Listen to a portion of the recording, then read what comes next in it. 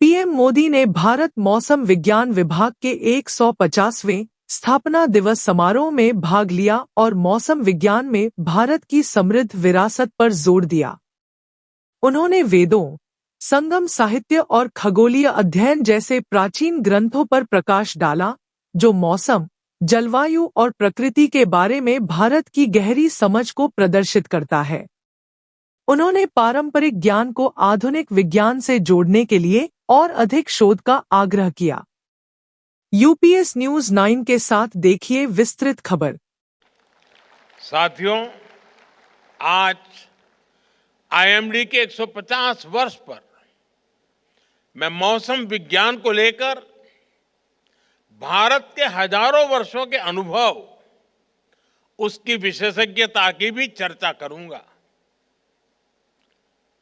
विशेष तौर पर, और मैं ये साफ करूंगा कि 150 साल ये स्ट्रक्चरल व्यवस्था के हुए हैं, लेकिन उसके पहले भी हमारे पास ज्ञान भी था और इसकी परंपरा भी थी।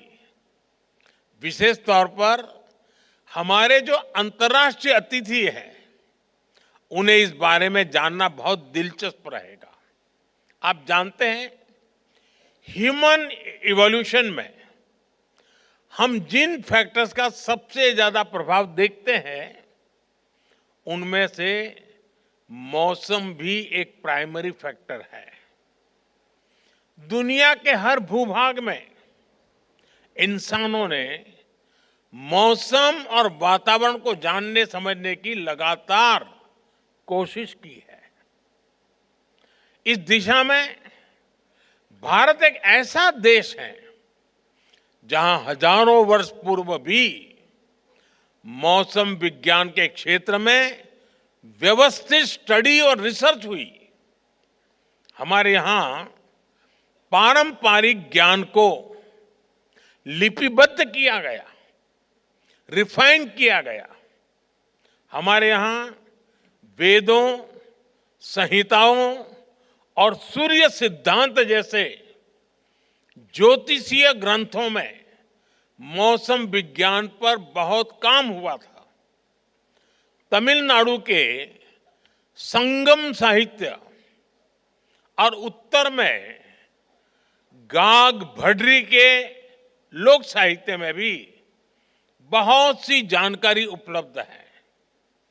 और ये मौसम विज्ञान केवल एक सेपरेट ब्रांच नहीं थी, इनमें एस्ट्रोनॉमिकल कैलकुलेशंस भी थी, क्लाइमेट स्टडीज भी थी, एनिमल बिहेवियर भी था और सामाजिक अनुभव भी थे।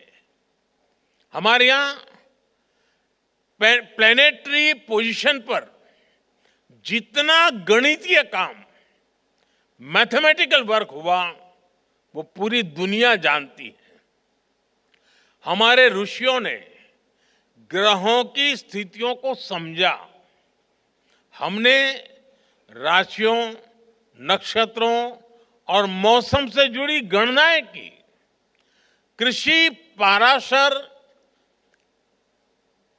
ऋषि और बृहद संहिता जैसे ग्रंथों में बादलों के निर्माण और उनके प्रकार तक उस पर गहरा अध्ययन मिलता है।